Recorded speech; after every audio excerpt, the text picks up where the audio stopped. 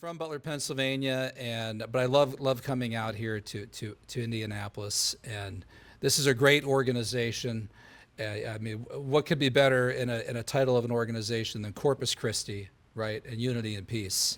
And in fact, our new American Pope, that was quite literally his first message from the Loggia last week, right? So he said in kind of flawless Italian, La pace sia con tutti voi, right? Peace be with you all, which were the words of Jesus to the disciples when they were hiding there in the upper room. In fact, Jesus said that twice, and our American Pope said, "Peace be with you all," twice. And at this moment in time in the history of the church and in the world, we need peace and unity right now, right? So I'm very prayerful for that. Very prayerful for that. Hopeful for that. All right, so I got my card here. We got quite an agenda, right? The next 12, 14 hours. I'm going to be a busy man. So we have today we're talking about the stigmatists this evening, and then tomorrow confronting Marxism, confronting wokeism. You'll hear a lot about Our Lady of Fatima tomorrow in my talks tomorrow. But tonight, so the Stigmatists, this is my most recent book. It was released through Tan Books last September. In fact, September 17th, 2024, which was the 800th anniversary of St. Francis receiving the stigmata. So that's the date that we decided to pick for the release. It is believed, I've always been fascinated by stigmatists. When I was not Catholic, when I was agnostic, if not atheist, I still had seen pictures of people like Padre Pio. I had seen video. I mean, I was a science major. I was a pre-med major in college at University of Pittsburgh. So I knew to study evidence and actually keep your mind open, do scientific investigation. And I had read about Padre Pio and some others, and I knew that these people had been scrutinized by everyone from Vatican officials and the local bishop to psychiatrists and psychologists and medical doctors. And I heard of cases like Padre Pio of this guy bleeding from his hands and his feet for 50 years. And you can't fake that. I mean, that's impossible to fake, right? I mean, imagine trying to continuously bleed from your hands and shoving a screwdriver in your hand. No one can do that to themselves, especially in both hands when it's so hard. Padre Pio couldn't even totally form his fingers around the Eucharist. He had to sort of hold it between his fingers because he couldn't completely close his hand all the way. So this phenomenon exists in modern times. I had known that St. Francis was the first, reputed to be the first. And if he had been the last one 800 years ago, we would probably say, that's all kind of, to quote Vladimir Lenin, medieval superstition, right? And there's no way. That happened 800, no one really believes that. But there were more and more stigmatists in the 20th century than we think at any other time in the history of humanity. They seem to be more frequent, which in itself is an interesting question. It probably means that, I think it means that heaven, God, right, heavenly forces are sending us these physical signs, these manifestations for a skeptical age that is now 2,000 years removed from the time of the apostles. So we're at a period where, to quote what Thomas said, Thomas the apostle, in the upper room, right? He said, unless I actually see the holes in his hands, right, and go up to him and stick my fingers in them, then I won't believe. So for us today to see these living crucifixes, as they've been called, we need those miracles today. I would point as well to, with Vicky mentioning Our Lady of Fatima, Marian apparitions are a new thing, historically. You go back to pretty much Our Lady of Guadalupe, jump forward to Bernadette, Lourdes, that's in the 1800s, Fatima, several consecutive months on the 13th in the year 1917, and then into today, even things to, there was a Marian apparition in Egypt about 40 or 50 years ago. So these things are more common now than they were maybe the year 800, 900. In terms of Francis, It's believed if Francis wasn't the first, then we think it was actually St. Paul himself. And if you read Galatians 6:17, Paul says, I bear in my body the markings of Christ, or stigmata in Greek. And two of the stigmatists that I'll talk about, Anne Catherine Emmerich and Teresa Newman, both German women, nuns, both fairly modern. In fact, Teresa Newman died in the 1960s. They were probably two of the most remarkable visionaries in the history of the church. You guys, I'll talk about Anne Catherine Emmerich pretty soon, but she was the inspiration for which film? Passion of the Christ. Passion of the Christ. So she and Therese Newman could both see things that happened in the past. And Anne Catherine Emmerich dictated these to Clemens Brentano, her writer, and she could see visions of things in the life of Jesus when Jesus was a child, in the life of the Blessed Mother when she was a child, in the apostles. And both Anne Catherine Emmerich and Therese Newman told their spiritual directors that they had seen the apostles, they had a number of different stories about them, and that they had seen as well St. Paul. And neither of them knowing the other, because they were about 150, 200 years apart, both of them separately told their spiritual director, they said, I've seen Paul. I saw him walking around, and oh, Father, he was the first stigmatist because he was bleeding from his hands. So independently, they both said the same thing. And they both also claimed to have seen St. Francis. So you jump from the first century all the way up to the 13th century with Francis.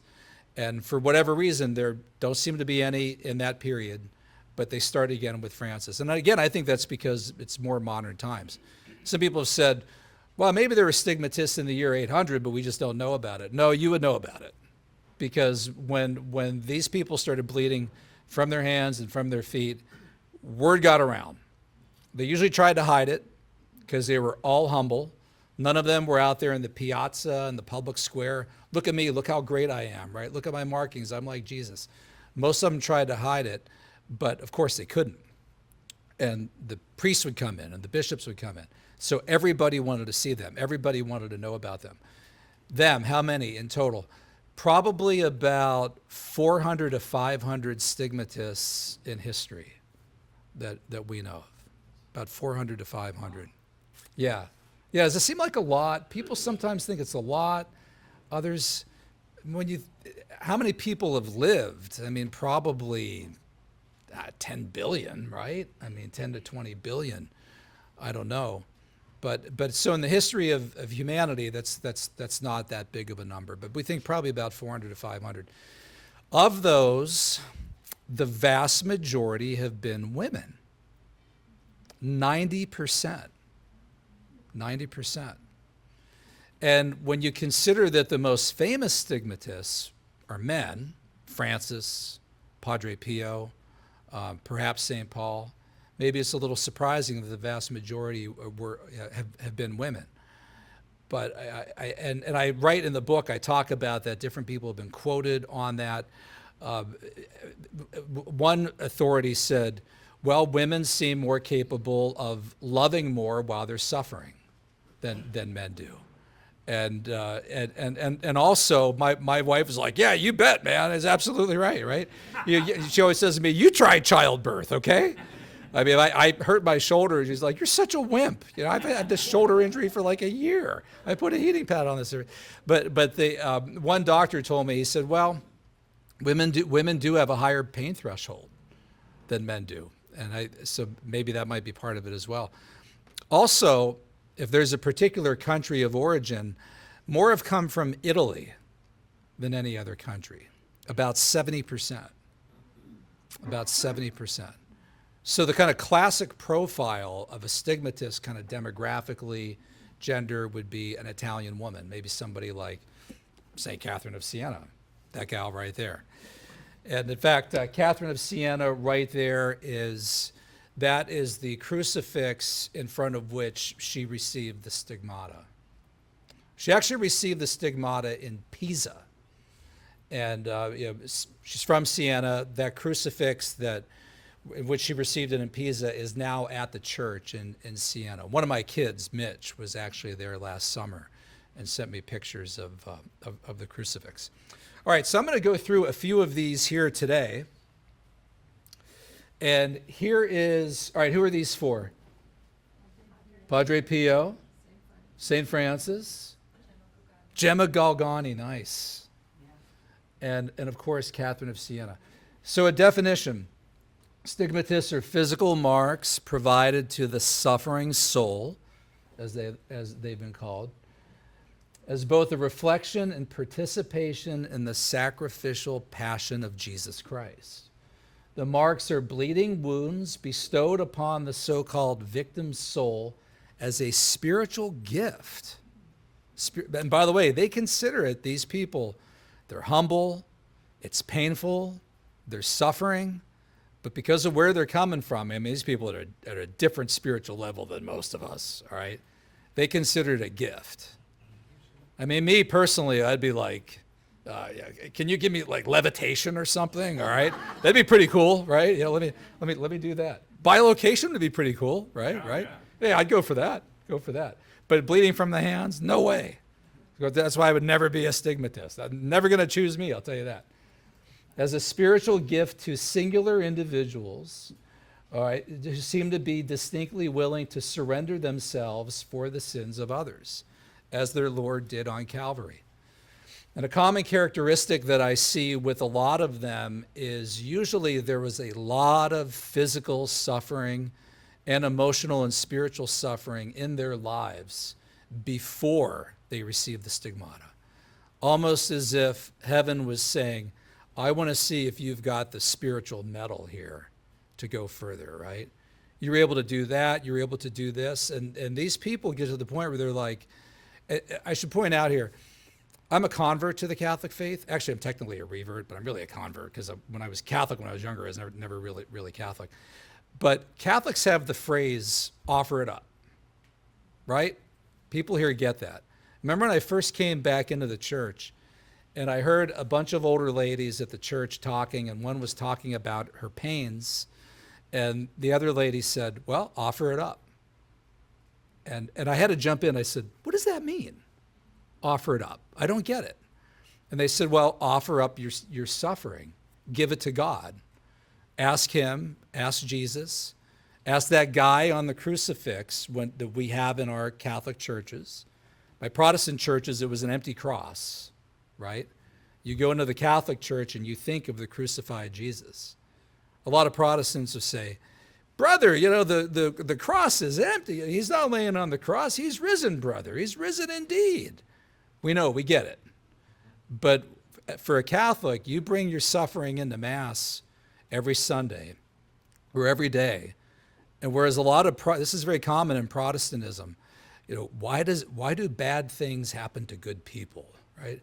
Why, God? Why am I suffering? Why am I suffering? The Catholic doesn't usually have to ask that. They walk in and they see the suffering Jesus on the crucifix all the time. So they walk in with whatever child they have who's suffering, a loved one who just died, and they look and they think, oh yeah, well look what Jesus went through.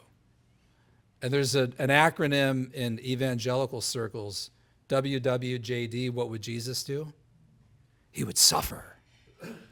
He would suffer. And he told us, if you want to follow me, what does it say in the Bible? Pick up your cross and follow me.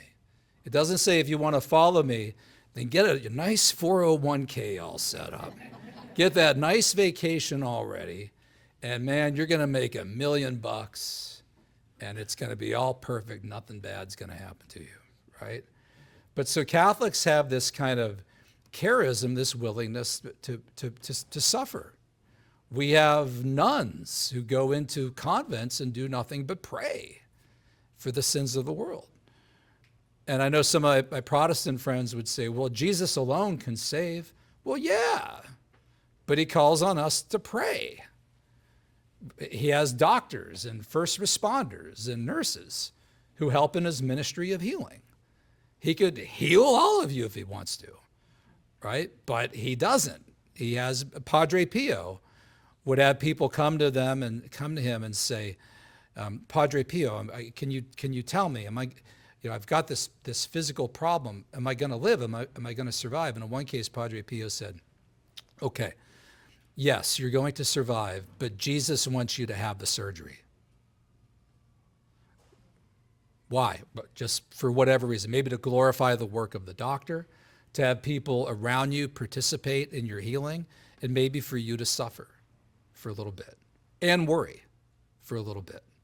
But that's all part of offering it up. So these people have a unique sort of charism. They're willing to offer it up, join their suffering with Jesus to help for the expiation of the sins of the world. Now, again, my former Protestant evangelical mindset, right? Are you saying that the sacrifice of Christ on the cross is insufficient? Only Jesus can save, right?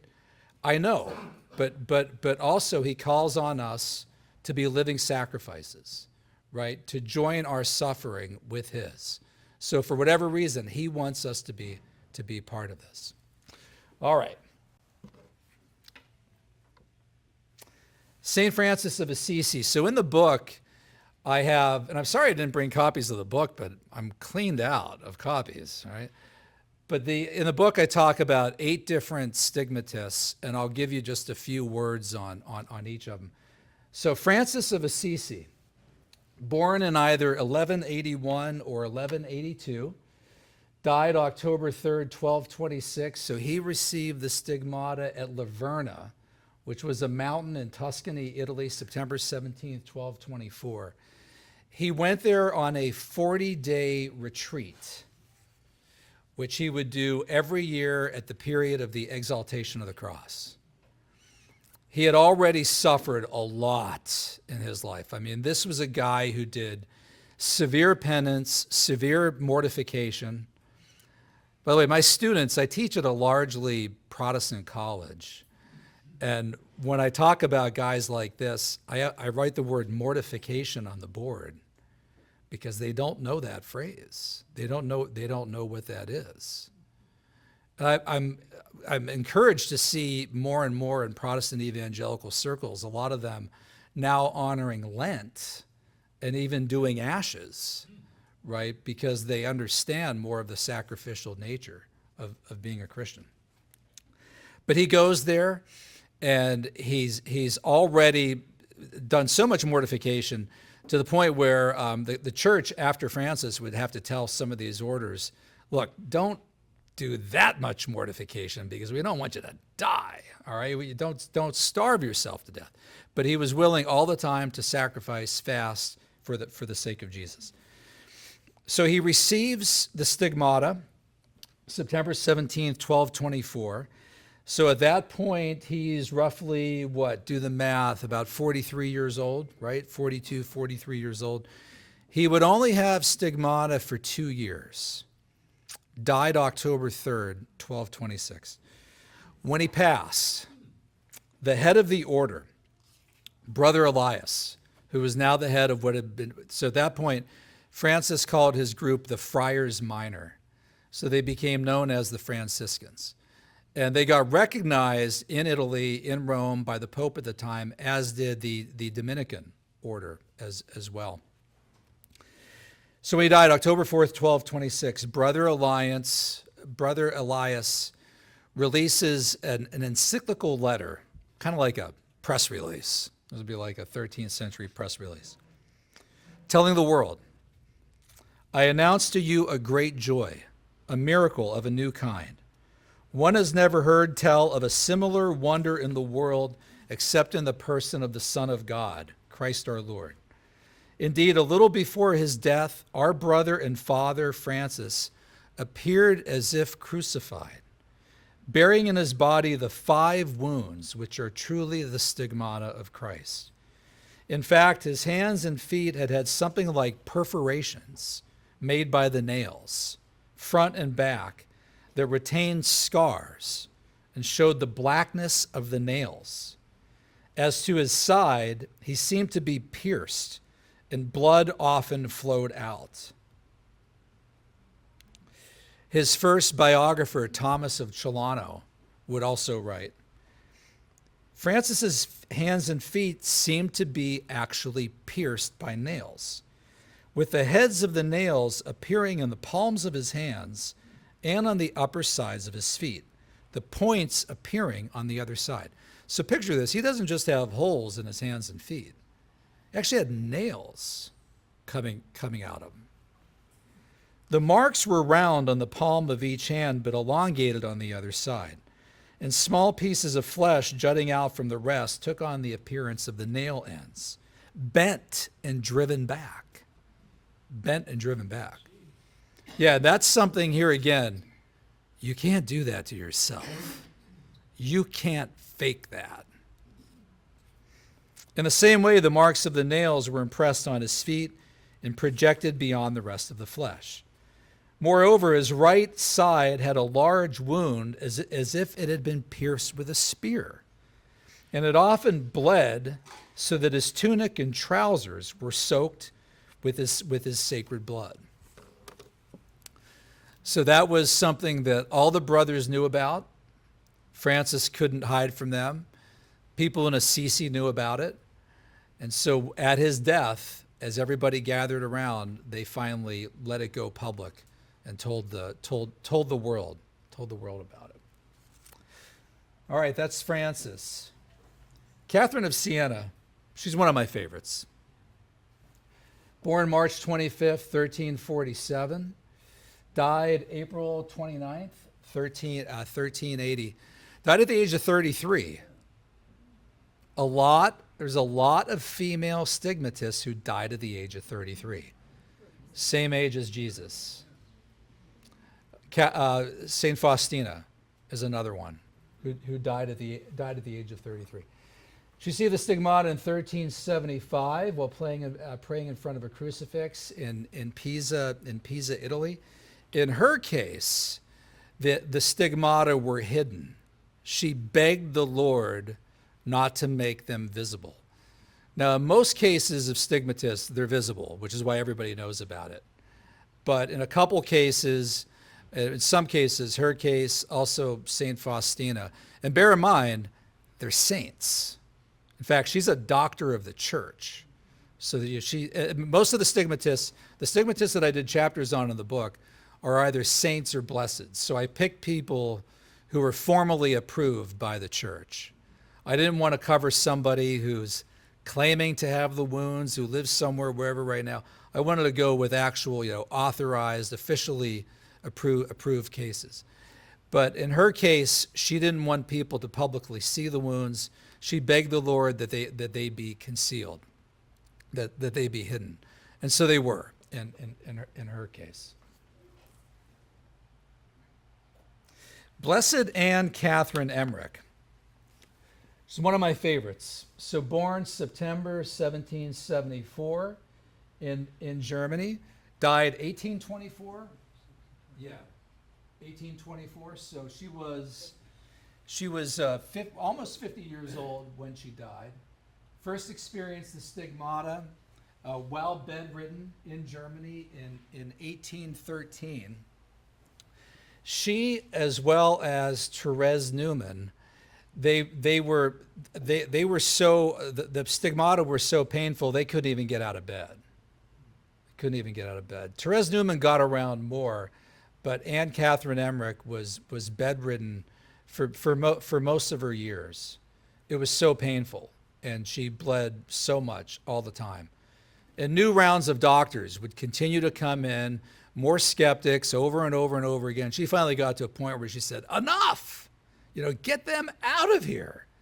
They want to come in, they want to cover up my wounds, make sure I'm not faking it again. It hurts when they cover them up. I mean, Padre Pio, one of the skeptics with Padre Pio, Cardinal Gemelli, who really tormented Padre Pio, wanted to put a cast over his leg to see if he was faking it or not. But she eventually got to the point where she said, out, I've had enough of it. But both she and Therese Neumann had a condition also known as spiritual inedia. They hardly ever ate. And in Therese Neumann's case, for the last 4 decades of her life, she ate only the Eucharist. Nothing else. Nothing else. Drank some water, ate the Eucharist. Catherine of Siena, same way. If they tried to eat anything else, and Therese Newman's modern, died in the early 1960s. Anne Catherine Emmerich had all these German doctors and scientists around them. They would try to make them eat, and they would vomit it up if it wasn't the Eucharist.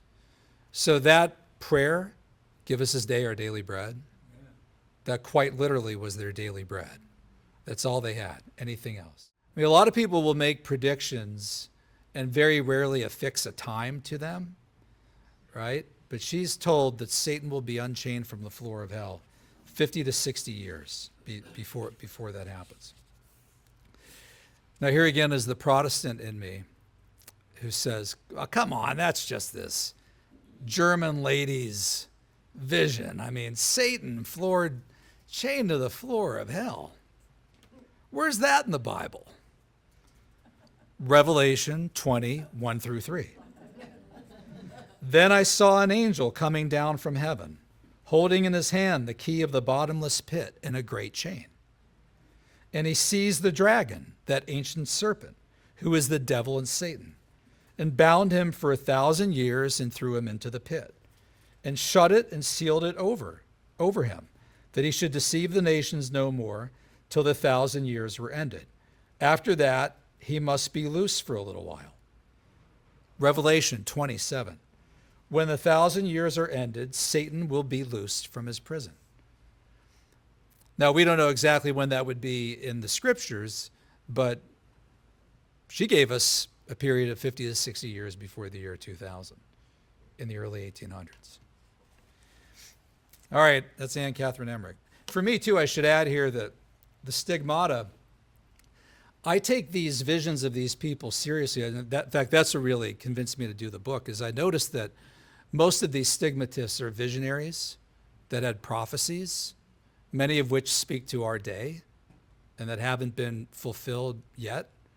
And for me, the fact that, if my neighbor down the street is claiming to talk to the Virgin Mary, right, or claiming that this is going to happen 50 to 60 years or whatever, my friend Jim, right, and tells me he's out cutting his lawn on his John Deere and he's talking to the Virgin Mary, I'd come home and tell my wife and say, hey, Susan, I think Jim's really losing it. He thinks he's talking to the Virgin Mary.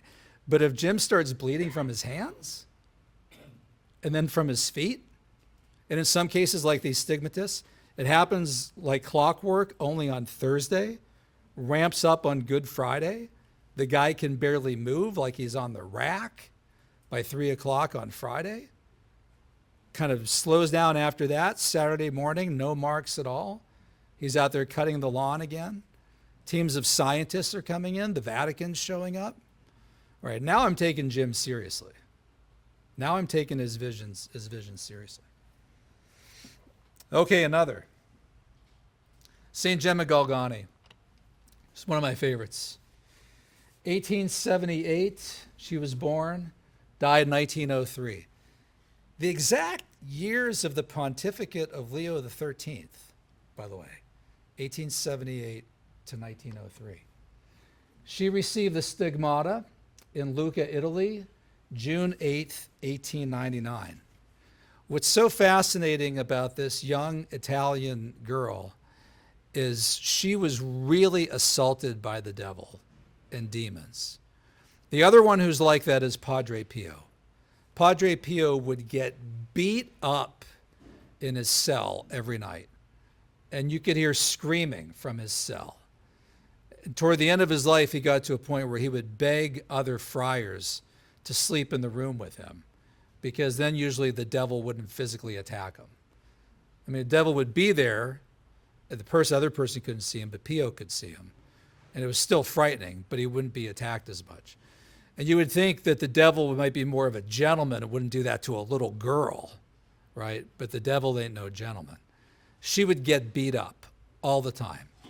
And people would come in the room and see her being dragged across the floor by some invisible force by her hair.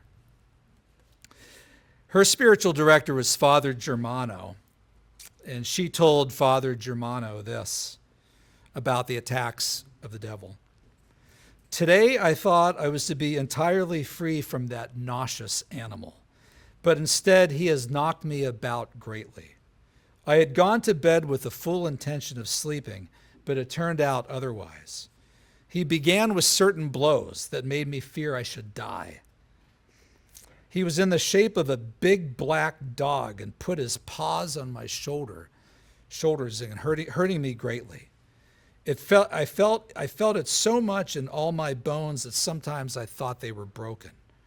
Also, when I was taking holy water, he wrenched my arm so violently that I fell from the pain. The bone was dislocated, but went back because Jesus touched it for me, and all was remedied. In one case, she said a demon comes in and takes her diary and is shouting at her, war, war, war, war, a lack of peace. Here's another one she told Father Germano. Once more I had passed a bad night. The demon came before me as a giant of great height. He beat me fiercely all night, and he kept saying to me, "For thee there is no more hope of salvation." I replied that God is merciful and that I feared nothing. He then gave me a hard blow on the head and shouted in rage, "Accursed!" and he disappeared. I went to my room to rest a little, and there I found him. He began again to strike me with a knotted rope and kept on because he wanted me to listen to him while he suggested wickedness. I said no, and he struck harder, and he knocked my head violently against the ground. At a certain moment, it came to my mind to invoke Jesus' Holy Papa, which was the name that she used for the Eternal Father. I called aloud, "God, Eternal Father, through the most precious blood, free me." I don't quite know what happened. The contemptible beast dragged me violently from my bed and threw me, dashing my head against the floor with such force that it pains me still. I became senseless and remained lying there until I came to myself a long time afterwards. Jesus be thanked. So she would usually get relief from Jesus or a guardian angel. Pio did as well. So did Anne Catherine Emmerich. So did Faustina. They could see their guardian angel. So Pio would actually say, and Anne Catherine Emmerich too, Pio would say this to his fellow friars. He would say, "You don't talk to the Blessed Mother? You don't see your guardian angel?" They're like, "No, dude, never talked to the Blessed Mother before. I don't see my guardian angel." And Pio said, well, surely you're just being humble. That's false humility. They said, no, I've never talked to the Blessed Mother. So they had these kind of visions since they were kids. And oftentimes, Jesus would allow, heaven would allow, Pio, like Gemma Galgani, to take these beatings. Guardian angel would appear 6 hours later, and Pio would be like, "Oh, thanks a lot. Where were you last night, huh?" Right? But for whatever reason, they allowed him to suffer. All this time, they're offering up their suffering for the forgiveness of the sins of the world. Now, in her case, what's interesting about Gemma Galgani, ask any, well, not about any, but there have been a half a dozen major books by modern exorcists. And you can find some of this online. Different exorcists are out there that have podcasts. She has become a powerful intercessor during exorcisms by priests that have particularly difficult cases of diabolical infestation. And in fact, they call her the woman in black. And in one case, the demon says, "Oh no, she's here," right? The stigmatist, the woman in black. When they first said the woman in black, he's like, Who's the woman in black? The Blessed Mother? And the demon says, "No, Gemma Galgani. I hate her. She's disgusting. I hate her." So if you wonder, why is she doing this? What's she being prepared for? Well, today, for a heavenly ministry of interceding against evil, against demons. All right, that's St. Gemma. Padre Pio. We can talk a lot about Padre Pio. I'll give you just a few different insights on him. So born May 25th, 1887, Pietrelcina, Italy. Died September 23rd, 1968. Received the stigmata September 20, 1918, at the choir loft in San Giovanni Rotondo. He was there alone. He had done what he often did, prayed to the Lord said, Lord, what can I do? What can I do to suffer for the sins of the world? And at that point, the deadliest war in history had raged for 4 years with no end in sight, World War I. So he goes into San Giovanni Rotondo and he goes to the chapel. He's like, Lord, what can I do? How can I offer myself to try to end this war? Right? What can I do? And all of a sudden, he's there in front of the cross, and just it's like rays of light, bam, through his hands, through his feet. And he looks and he's like, no, Lord, no, Lord, I'm not worthy. No, don't do this. Don't do this. He's alone. He's in so much pain, of course. People would ask Padre Pio, does that hurt? It's like, yeah, it hurts. Of course it hurts. So he dragged himself back to his cell. He has to walk on his elbows and his knees. Can't walk on his hands. Can't walk on his feet. So when he would walk, people who watched him at Mass said he would descend the altar kind of backwards on his heels because he couldn't walk in a normal way. So he goes back to his cell. The fellow friars come in and they see a blood trail to his cell, and they start banging on the door. Are you okay? Go away, go away. Open up, Francesco. This is his real name, right? Open up, Francesco. Go away, go away. So they get the superior, and he comes in, and he says, Francesco, under order of obedience, I demand you open the door. And he walked in, and he could see the blood from his hands.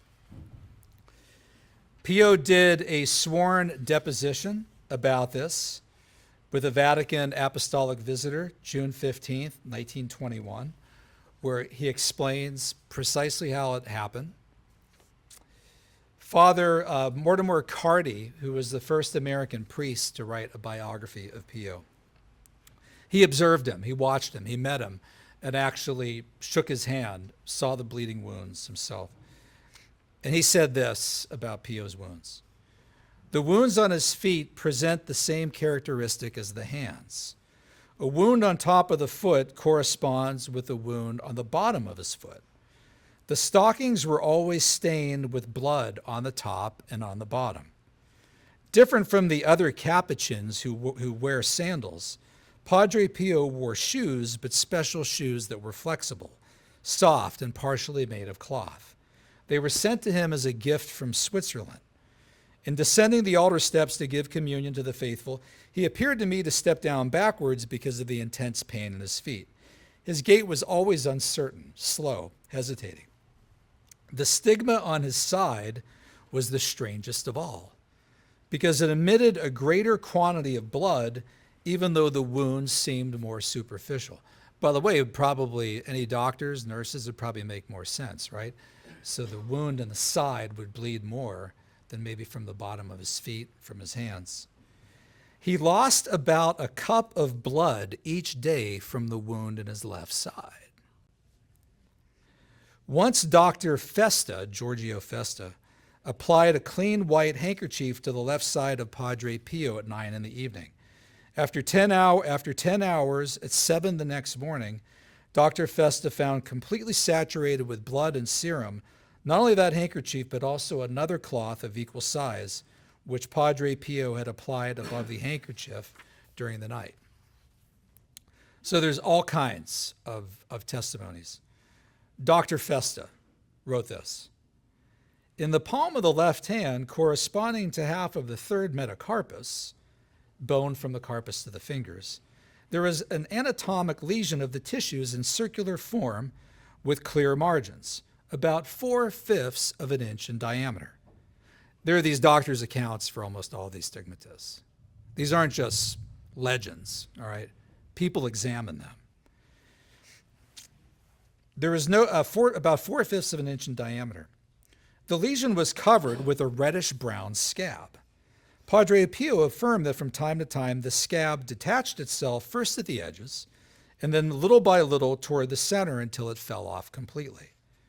Now, some of these stigmatists, as I said, would bleed like clockwork Thursday, Friday, stop on Saturday. He bled continuously nonstop for 50 consecutive years. Then the lesion appeared in all its detail with dark red color and always bleeding. Because of the presence of the scab, it was not easy to judge the profundity of the wound. The provincial superior, who visited him shortly after the stigmatization, had the clear impression that the wounds observed on the palms of each hand went right through to meet or join the wound on the back of the hand. Amazing stuff.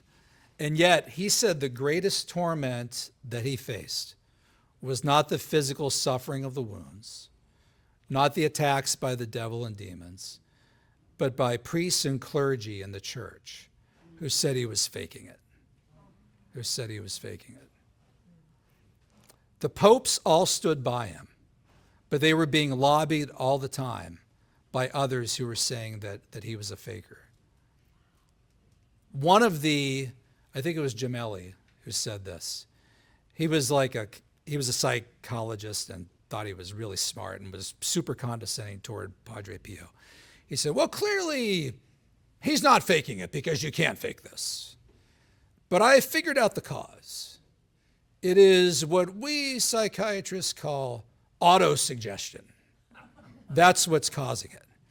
And Pio's like, autosuggestion. Well, tell him to imagine he's a bull. Let's see if he grows horns from his head, right? I mean, autosuggestion, right? Yeah, you could go at everyone, try it, right? Right? For 50 years. And why would you even want to do that to yourself? As Pio said, it hurts. It hurts. In one case, this was as late as 1960. He still has people from the Vatican coming to doubt him. Two priests, Monsignor Carlo Maccari and his assistant Giovanni Barberini, who soon after this left the priesthood and got married.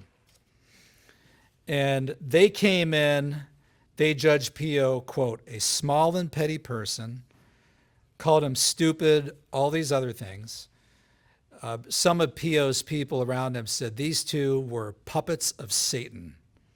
They couldn't believe how cruel and crude and how nasty these guys were to Pio. They left and filed a report claiming that the bleeding 72-year-old friar, who had trouble walking, could not even close his hands, was having sex twice a week with a mistress named Clinicia Morcaldi. And Pio was so sickened and saddened by that and cried and said, first of all, I'm a virgin. Second of all, do you really think I could have sex with this woman or anyone twice a week? I can barely walk. I can barely stand up, right? There'd be blood all over her body. It's 1960. He's 73 years old. But that's the kind of thing that he went through. All right, how are we doing on time? All right. Oh, yeah, we're doing good. Doing good? Yep. All right. I don't have that many more. This is Blessed Elena Aiello. She's from Calabria, Italy. I found her fascinating. She's actually the longest chapter in my book. She's also very recent, died in the early 1960s. She caught my attention for a number of reasons, mainly because of her prophecies, 3 days of darkness, end times, ball of fire, chastisement from the sky, end times. In fact, who has that prophecy about the ball of fire, chastisement from the sky, October 13th, 1973, the anniversary of the miracle of the sun at Fatima? Our Lady Agnes of Akita, who just died last summer. She was a stigmatist. People didn't know that. When she was having those visions, clergy against clergy, bishops against bishops, an infiltration of the church, cardinals against cardinals, we would be punished, Russia, be punished by a ball of fire from the sky. Our Lady of Akita, Sister Agnes Kasagawa from Japan. She was a stigmatist. when she was having those visions. Elena Aiello had those as well. I'll wrap up with Faustina Kowalska. So she's one of my favorites. 1905, from Poland, died October 5th, 1938. What age? 33 years old. She is we're going to pray it tomorrow at 3 o'clock at the end of this, Divine Mercy. The Lord called her his secretary of mercy. You have Divine Mercy Sunday because of her. She's the first canonized saint of the new millennium by Pope John Paul II. He read her diaries, which had been suppressed for a while, and said, this is extraordinary stuff. She's in her 20s in Poland, wants to be a nun. Her parents are telling her no. So eventually she says, okay, I'll give up on that. She's at a dance with her sister, mid-1920s, kind of like the Roaring Twenties, even in Poland, because World War I is over. Poland is made a nation again. Poland was wiped off the map of the world from 1795 to 1918. As Karol Wojtyła, the future John Paul II, said, kept only alive by memory and identity, religion, the church, culture, poetry, literature. So she is, that's really, for you, those of you watching online, it's raining really hard right now. But the tornado passed, right, Ken? You're right. All right, okay, good. By now. All right. So she is at a dance with her sister, and they're having a great time, kind of Roaring Twenties. And all of a sudden, in the middle of the dance floor, this should be a movie, right? Spins around and looks, and it's Jesus crucified. I think completely naked, or maybe wearing just like, a cloth, bleeding, beaten, looks at her. It's like the whole place freezes. No one else can see this, of course. All right. She also sees her guardian angel all the time.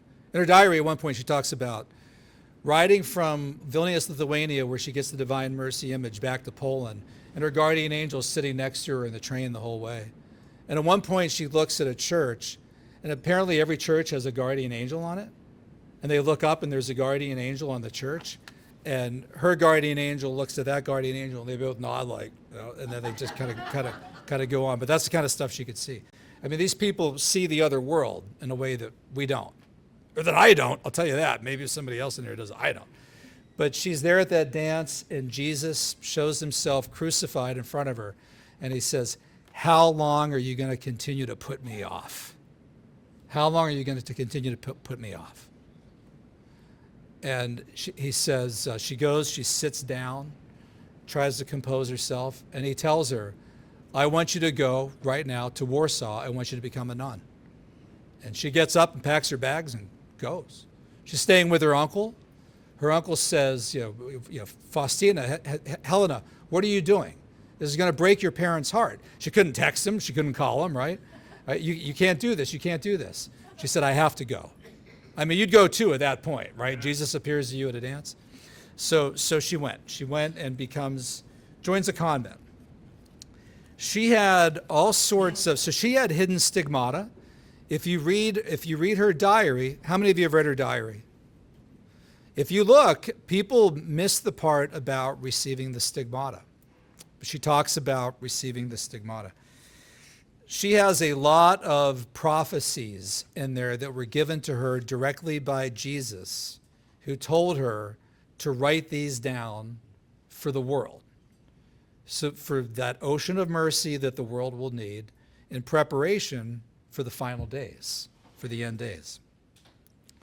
Jesus told her in August 1934, "Write this: before I come as the just judge, I am coming first as the King of mercy." Here's one of the slides. "There will be given to people a sign in the heavens of this sort." Let me see, is that there or not? No. Okay. All right, but listen to this, visualize this, because maybe we'll live to see this. Because we're supposed to be in these days. First canonized saint of the new millennium, the year 2000. What year, I don't know. If it's 2025 or 2055 or 2155, I don't know. But he told her, there will be given to people a sign in the heavens of this sort. All light in the heavens will be extinguished, and there will be a great darkness over the whole earth. Only Christ himself will penetrate the darkness. Then the sign of the cross will be seen in the sky, and from the openings where the hands and the feet of the Savior were nailed will come forth great lights.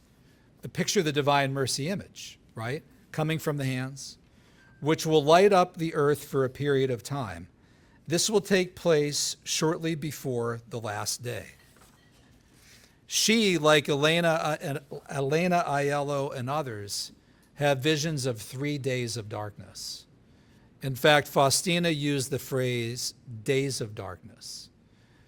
Elena Aiello said 70 hours of darkness, which comes out to almost exactly 3 days.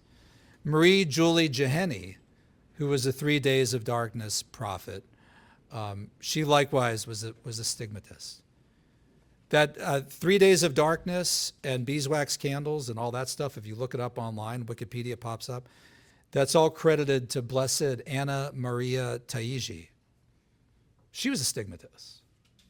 I didn't know that until I looked up. I'm like, wow, she's a stigmatist too. Jesus also told Faustina this in May 1935. It is you. You will prepare the world for my final coming. He told her March 25th, 1936. This is the Virgin Mary actually speaking to her. You have to speak to the world about his great mercy and prepare the world for the second coming of him who will come not as a merciful Savior, but as a just judge. Oh, how terrible is that day. Determined is the day of justice, the day of divine wrath. The angels tremble before it. Speak to the souls about this great mercy. Fear nothing. See, we know that she's the divine mercy prophet, right? Secretary. But why do we need divine mercy? Because you got to get it together before this happens. So the ocean of mercy is for sinners. And by the way, you don't help sinners by telling them they're not sinning. All right? They need to repent and change.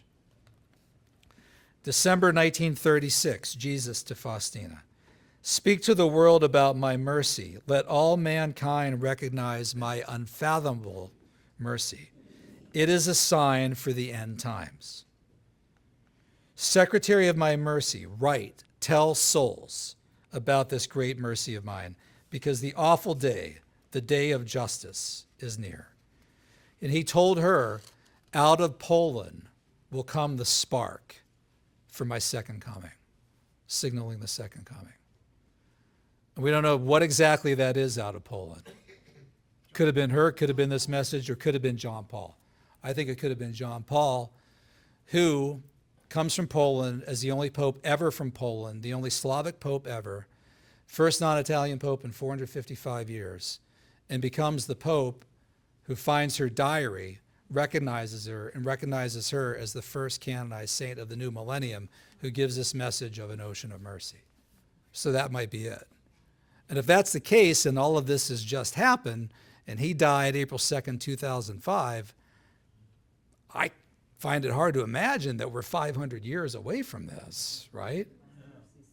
Yeah, Divine Mercy Sunday. He asked her, Jesus, to create a Divine Mercy Sunday, and who did it?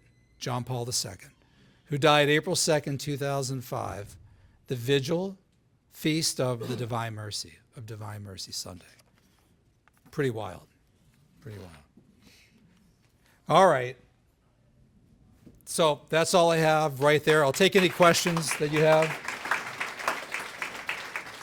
Thank you. This is a more inspiring message, maybe, than The Devil and Karl Marx. So please stand up so people can hear your question. Hi. Yeah. Have you studied Rosa Wise? She was a stigmatist. Yes. And I wanted to cover her because she's in Canton, Ohio, which is not that far. from where I live. Rhoda Wise. She was the spiritual mentor to Mother Angelica, the founder of EWTN. And yeah, go over there. I could pay homage to the Pittsburgh Steelers wing in the Hall of Fame in Canton while I'm over there, and then go. Anyway, I was going to make a joke about the Indianapolis Colts and that, but I won't. I won't.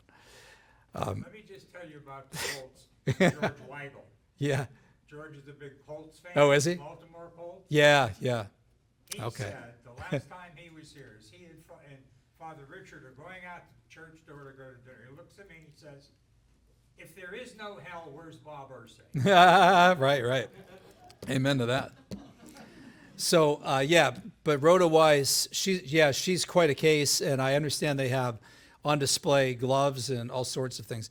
So I didn't cover her mainly because I wanted to stick with church-approved stigmatists.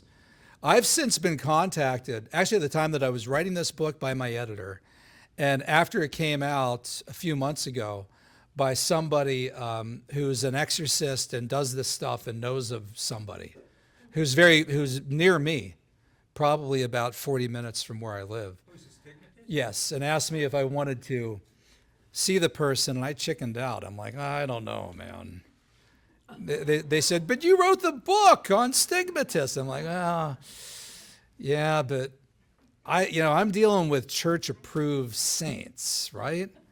It would, to me, it's gotta. That would be think about it. It'd be a pretty shocking thing, wouldn't it?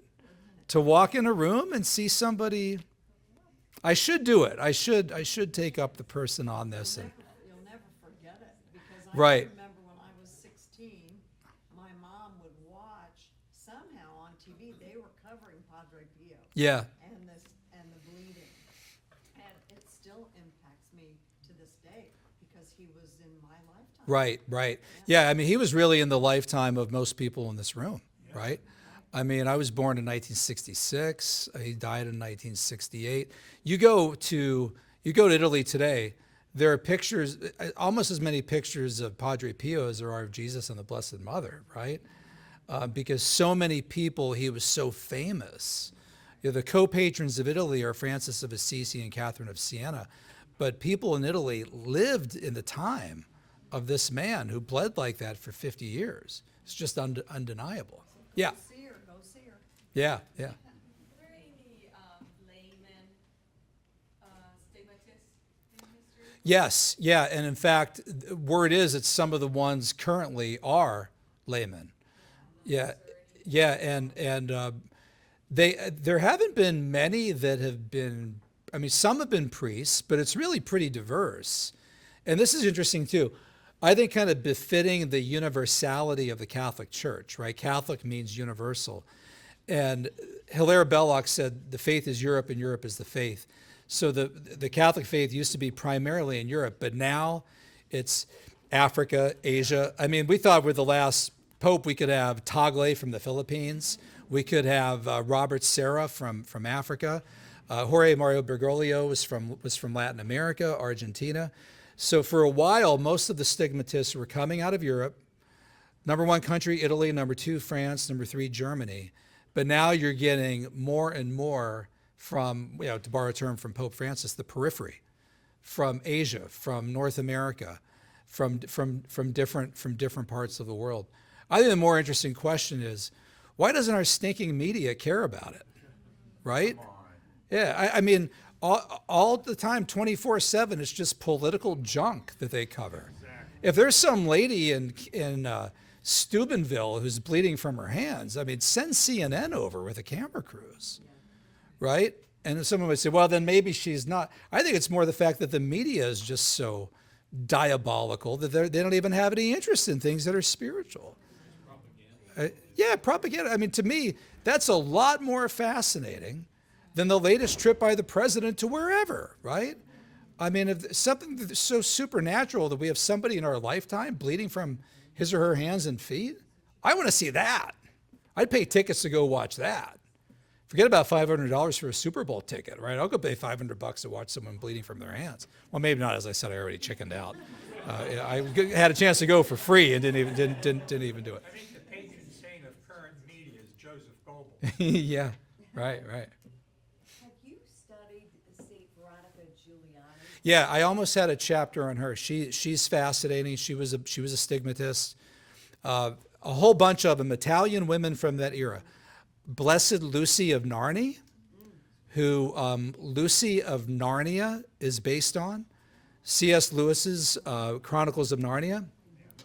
Narnia is a village in Italy between Rome and Assisi. I drove right through it.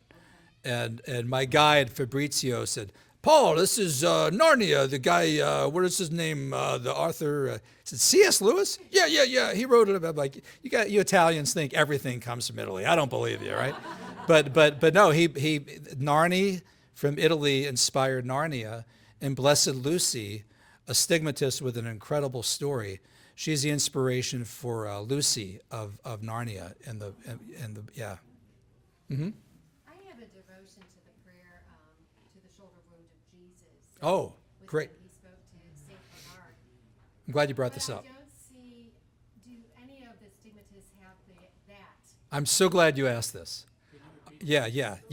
And I should make sure that I put this in my presentation and talk about it and not forget about it. Most interviews I do in this book, I mention it. She mentioned the shoulder wound of Jesus. Yes, many of these stigmatists have the shoulder wound. Anne Catherine Emmerich, her most painful wound was the shoulder wound. And it was the one that was the least visible. And she would tell people, they'd say, well, of all these, does one hurt more than the other? She'd say, yes, the shoulder. The shoulder wound causes me the most pain. And in one of her discussions with Jesus, Jesus said that was the wound that caused him the most pain. And is it not fascinating that Jesus says, if you want to follow me, pick up the cross and carry it? He doesn't say, if you want to follow me, feel my pain in the palms of your hands as if nails were going through it. No. He says, if you want to follow me, carry the cross, right? The shoulder wound. So it's quite profound that the shoulder wound was the most prominent for a number of them. And another that I didn't mention, crown of thorns. Therese Newman, you can see pictures of her online. She's bleeding like crazy down through her eyes. It's kind of scary to see the black and white photos. Another Italian woman from that same era, Giuliani and the others, St. Rita of Cascia, was gifted with a single thorn wound in her head, which bled all the time, continuously. And but a number of them have had the crown of thorns. And interestingly about the crown of thorns, those who have had it say that Jesus didn't actually have like a circular crown like this, but it was more like a skull cap that fit on the entirety of the top of his head, which would make sense because when the Roman soldiers went and cut from the rose bush and they took the crown of thorns and kind of put it together, they just pressed it on top of him. And I think in Mel Gibson's Passion, they press it on top, right, and the blood is pouring down. So it's not just around his head like a headband, but it's on the top of his head. So it's the entire He head. had wounds there from the lashing, Yeah. I mean, his whole body was covered. Right. Which is why I appreciate Gibson's The Passion more than any other of the films. The one by Franco Zeffirelli, Jesus of Nazareth, right, you guys, a lot of people here are old enough to remember the series in the 1970s. It was a beautiful girl who played Mary. Olivia Hussey, yeah, exactly. And they were, Franco Zeffirelli, they had an all-star cast. It was an amazing cast. Laurence Olivier was in there. Ernest Borgnine played the centurion. Yeah. But who played Pontius Pilate in that one? I don't know. Yes, Rod Steiger. But when Jesus appears to Rod Steiger after the scourging at the pillar, I mean, he looks like he's almost aglow with a halo around him. He doesn't even look like he's really been scourged. Now, Gibson's The Passion, I mean, he is beaten to a pulp. And according to Anne Catherine Emmerich, when Jesus is brought back to Pilate, and this is in The Passion, Pilate says he's stunned. and he curses his soldiers and says, "I said scourge him, not kill him," because they had beaten him that bad. Some skeptics have said, well, Jesus died kind of quickly on the cross. It really shouldn't have happened that quickly. Well, after you're almost beaten to death, And he can't carry the cross. he can't even carry the cross, yeah, because he's so beaten up. They almost killed him with the scourging. My wife had to leave the theater when they were showing the scourging, but I said, I'm going to stay and watch because this is what he really went through. And by the way, people think that Gibson was guilty of excess there. No, man, he held back. They only last like 7 minutes on film. In reality, I mean, they're ripping off the skin off his body with all of these instruments for like an hour. I mean, the suffering he went through is incredible. Have you guys read Anne Catherine Emmerich's book that I'm referring to? Read the account of the agony of the garden. That's really... Now, we don't know that's called private revelation. So the church doesn't say, you need to believe every word that Anne Catherine Emmerich says in that book. They don't say that at all. But it is said that Jesus suffered more in the agony of garden than anybody else in all of history. And you have to ask yourself, well, how? Why? If all we know from the Bible is that he's there, you don't quite get it. Her book provides the answers to that. He's seeing before him, like in a vision, every evil thing that every person has ever done, all rolled into one. And that's what he's suffering so much that he starts bleeding from his pores, from his skin. When he comes out of the agony of the garden, Peter and all the others are just crushed because he already looks like a bloodied mess. And that's before they get him and arrest him and take him away and then scourge him and everything else. Other questions? Yes. Since you brought up movies, have you seen any of The Chosen? I've seen some. My wife and daughter, Gianna, are addicted to it. So they watch it. They watch it a lot. I've seen a couple, and I could take it or leave it. And I feel like they're taking so much license with it. I mean, it's like Peter and his wife bawling about their infertility and everything, and I'm like, I don't want to do that. But what I've seen I like, and I think it's largely good what they're doing. So I don't mean to sound critical, but my wife watches it, yeah, and they just went to see it in the theater too. She and my daughter a few months ago. Yeah. Is there any Protestant accounts of stigmata? Yeah, hardly any. And so my Protestant stigmatists. And there's a guy who's Lutheran. There's another who's Anglican. I mentioned them in the book. But the vast majority, 99+%, have been Catholics. And now I know that some evangelicals will say, well, okay, there you go, then it's not real. That's these Catholics who, wake up in the morning and see the Blessed Mother in their coffee, right? Right, they swirl their cream and there's the Blessed Mother. It's Catholics, right? If it's real, why don't us Protestants have it? Well, maybe because you guys don't, do the suffering thing like Catholics do, right? I mean, if you're one to say, Christ's suffering on the cross is sufficient. You don't have to be a living sacrifice and unite your suffering. You don't have to offer it up. Why do you guys have the corpus on your cross? The cross is empty, brother. He's risen, right? Well, if you come from that whole health and wealth theology gospel, you're not one that Jesus is going to come up to and give you a signal. Maybe wants to punish you, right? But if you're somebody like Gemma Galgani who says, oh, Blessed Mother, thank you for visiting me.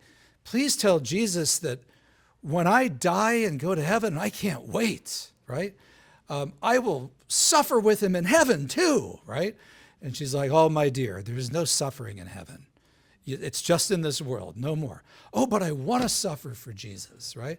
You don't run into that in kind of evangelical circles, right? Creflo Dollar doesn't talk about that. And my buddy Joel Osteen doesn't talk about that, right? So he's out on the golf course rather than, Mother Teresa once said to a priest friend who was being sent off to be a missionary in the Soviet Union. He's getting on a plane and he's like shaking. He's so nervous. And she said, what's wrong with you? What are you shaking for? He said, well, frankly, Mother, I'm kind of worried about going over there and getting killed and dying. And this little 4'8" Albanian nun says, toughen up. I've been praying to be a martyr since I was 9 years old, right? So, but that's not the kind of thing that you hear in the health and wealth gospel. But they should read their Bible, because Paul says, offer yourself as a living sacrifice, right? To Christ, right? That theology is all in Romans. It's in Galatians. It's all there. If you want to follow me, pick up the cross. All right, very good. We'll stop it there. And then I'll talk to you guys again tomorrow.